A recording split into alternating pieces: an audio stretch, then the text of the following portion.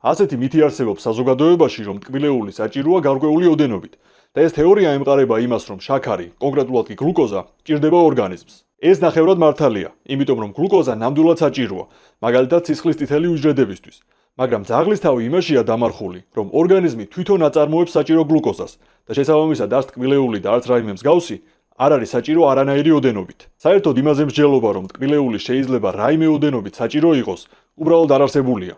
ტკბილეული ერთ-ერთი ყველაზე არაჯანსაღი საკვებია. თუ თქვენ ტკბილეულის საჭიროებას განიცდით, ეს უბრალოდ იმიტომ, რომ მიჩვეული ხართ ტკბილეულს, ან უბრალოდ გეგემრიელებად და არა იმიტომ, რომ ორგანიზმს ჭირდება ან რაიმე მსგავსი. თუნდაც თუ ტკბილეულის გარეშე ფიზიკურად ცუდად ხდებით, ხელების კანკალი გეწყებათ ან თითქოს გული მიგდით და ტკბილეული გშველით, ეს პრედიაბეტზე ან დიაბეტზე მიანიშნებს და არა ტკბილეულის საჭიროებაზე. სხვადასხვა ორგანიზმის, კონკრეტულად კი ღვიძლის მიერ გლუკოზის წარმოებას გლუკონეოგენეზისი ჰქვია. და სულ რომ 0 გრამი შაქარი მიიღოთ საკვებიდან, ორგანიზმს თავისუფლად შეუძლია საჭირო გლუკოზის წარმოება, რაც სხვადასხვა ძალიან ცოტაა.